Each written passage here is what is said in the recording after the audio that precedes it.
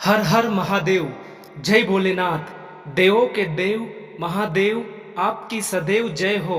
दोस्तों, भगवान शिव के लिए ऐसा कहा जाता है कि भगवान शिव त्रिलोक के आदि और अंत के देवता है, जिनके आगे दुनिया की सभी शक्तियां असफल हो जाती है। परंतु क्या आपको मालूम है कि भगवान शिव का जन्म कैसे हुआ था? उनकी माता कौन थी? उनके पिता का क्या नाम था? और उन्होंने किस से अपनी शिक्षा प्राप्त करी थी? और किस किस को शिक्षा का दान दिया था? अगर आपको नहीं पता तो इस वीडियो को बिना आगे बढ़ाए पूरा ध्यानपूर्वक सुनना। लेकिन दोस्तों, अगर आप भी भोलेनाथ को दिल से मानते हो और उनकी पूजा करते हो तो इस वीडियो को लाइक जरूर करें और कमेंट बॉक्स में जय भोलेनाथ अवश्य लिखें। और दोस्तों, भोलेनाथ की कृपा पाने के लिए चैनल को अभी सब्सक्राइब कर ले। भोलेनाथ आपकी मनोकामना आज ही पूरी करेंगे। तो दोस्तों, आज भगवान शिव के जन्म से जुड़ी एक पहली कहानी यानी शिव पुराण की एक अनोखी कहानी। शिव पुराण के अनुसार भगवान शिव को स्वयंभू माना जाता है, जिसका मतलब होता है भगवान शिव का जन्म स्वयं ही हुआ था। जिससे एक बात तो साफ हो जाती है कि भगवान शिव के ना तो माता है और ना ही पिता है। इसी कारण भगवान शिव पंचतत्व से परे भी है, जिसके कारण भगवान शिव को मृत्यु का भय भी नहीं है और उनकी मृत्यु कभी नहीं हो सकती है। परंतु अब बात करते हैं विष्णु पुराण में बताए गए भगवान शिव के जन्म से जुड़ी एक कहानी के बारे में। विष्णु पुराण में बताया गया है कि भगवान विष्णु के माथे से निकलने वाले तेज के कारण भगवान शिव की उत्पत्ति हुई थी और उनकी नाभि से निकलने वाले तेज से कमल पर विराजमान ब्रह्मा जी का जन्म हुआ था। मगर दूसरी ओर भगवान विष्णु के जन्म के बारे में शिव पुराण में बताया गया है कि एक बार की बात है, भगवान शिव अपने घुटने मल रहे थे और उनके घुटनों से निकलने वाले मेल से भगवान विष्णु जी का जन्म हुआ था। परंतु अगर ऐसा हुआ है तो विष्णु पुराण और शिव पुराण दोनों एक दूसरे से बिल्कुल अलग है।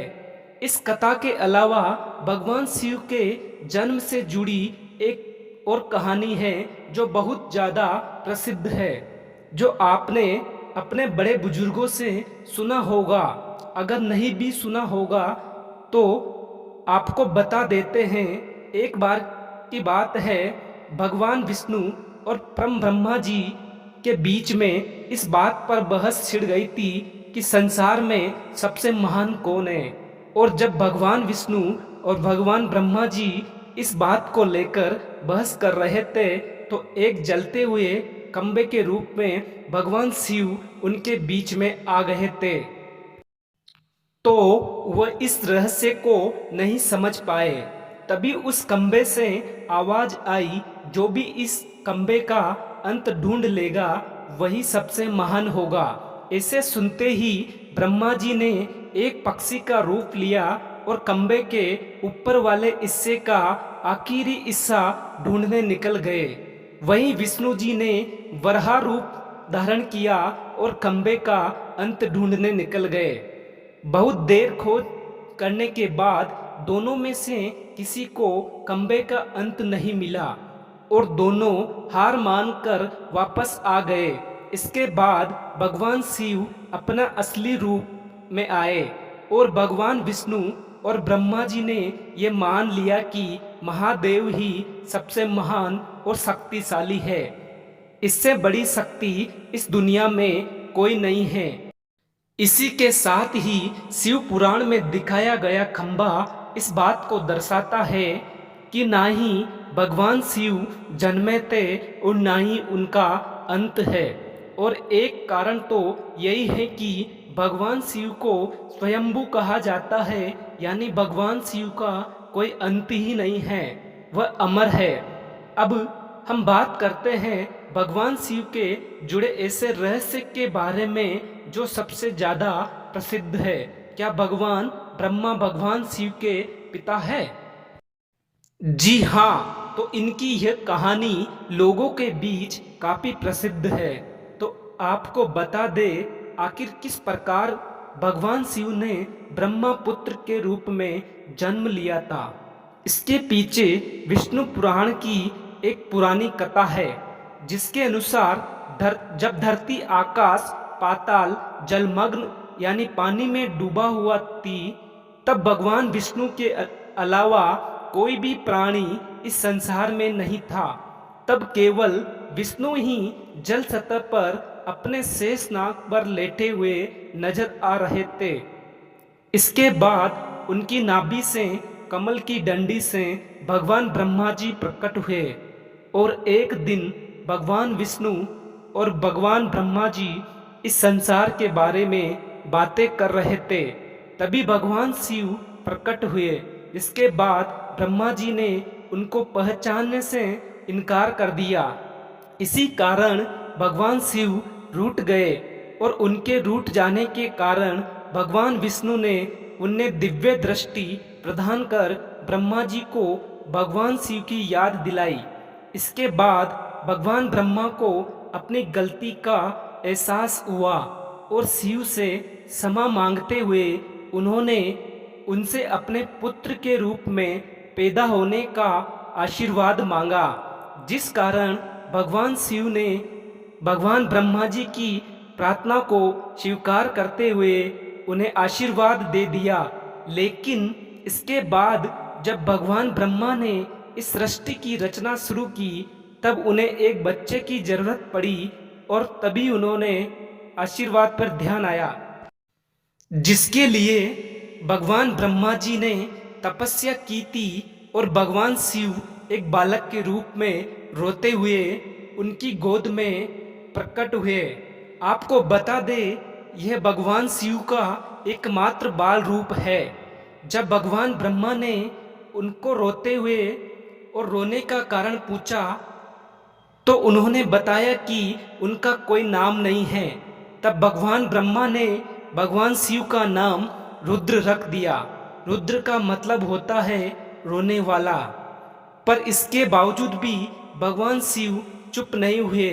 इसीलिए ब्रह्मा जी ने उनके दूसरा नाम दिया, पर भगवान शिव को वह नाम भी पसंद नहीं आया और फिर वह चुप नहीं हुए। इस तरह शिव को चुप करने के लिए भगवान ब्रह्मा ने भगवान शिव को 108 नाम दिए, जो रुद्र, सर्व, भाव, उग्र, भीम, पशुपति, ईशान और महादेव जैसे नाम थे। और शिव पुराण के अनुसार उनका ये नाम पृथ्वी पर लिखे गए थे। इसके बाद बात आती है श्रीमद् देवी भागवत महापुराण। श्रीमद् देवी भागवत महापुराण में भगवान शिव की माता और पिता के बारे में बताया गया है। श्रीमद् देवी महापुराण के अनुसार देखा जाए तो एक बार नारद जी ने अपने पिता ब्रह्मा जी से पूछा, इस सृष्टि का निर्माण किसने किया था? साथ ही भगवान विष्णु और शिव आपके माता पिता कौन है? तब भगवान ब्रह्मा जी ने नारद जी को त्रिदेवों के बारे में बताया और वहाँ बात वाकई चौंका देने वाली थी। दरअसल उन्होंने कहा कि देवी दुर्गा और शिव स्वरूप ब्रह्मा जी के योग से ब्रह्मा, विष्णु और महेश का जन्म हुआ था। यानी प्रकृति का रूप लिए ही माँ दुर्गा हम तीनों की माता है और ब्रह्मा काल सदा शिव हमारे पिता है। इसी के साथ ही श्रीमद् देवी भागवत पुराण में भी भगवान विष्णु और भगवान ब्रह्मा के बीच हुए झगड़े की एक कहानी मिलती है, जिसके अनुसार एक बार श्री ब्रह्मा जी और विष्णु जी में झगड़ा हुआ और दोनों में बहस छिड़ी हुई थी।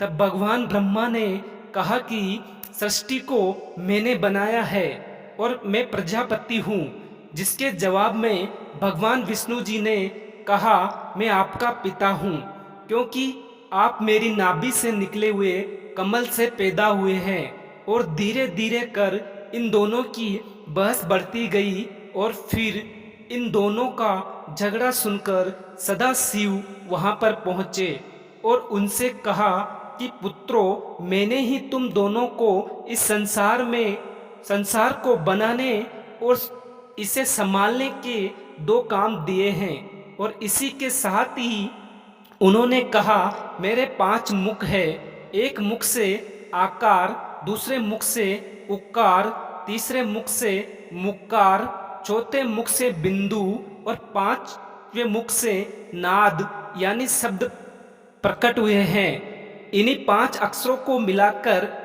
एक अक्षर ओम बनता है, जिन्हें आज हम सभी भगवान शिव के मूल मंत्र के नाम से जानते हैं। इतना कहने के बाद भगवान ब्रह्मा और विष्णु दोनों ही समझ गए हैं कि भगवान शिव से ज़्यादा शक्तिशाली इस दुनिया में कोई नहीं है, और दोनों ने भगवान शिव को प्रणाम किया और चले गए। दोस्तों, आप भगवान शिव के बारे में इतना तो जान चुके हैं कि क्या आपको पता है कि भगवान शिव ने कहाँ से शिक्षा प्राप्त करी थी और उनके गुरु कौन है?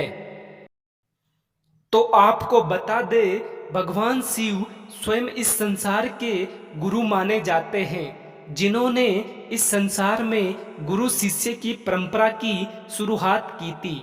लेकिन अगर सवाल आता है कि भगवान शिव किसके गुरु थे, हिंदू धर्म ग्रंथ कहते हैं कि ब्रह्मा जी और शिव जी इस संसार के प्रथम गुरु थे, जिन्होंने गुरु शिष्य की इस रिश्ते की शुरुआत की थी, जहां भगवान ब्रह्मा ने अपने मानस पुत्रों को शिक्षा प्रदान की थी, वहीं भगवान शिव ने अपने 7 शिष्यों को शिक्षा प्रदान की थी। उन्हीं 7 शिष्यों को इस समय सप्त ऋषियों का दर्जा दिया गया है।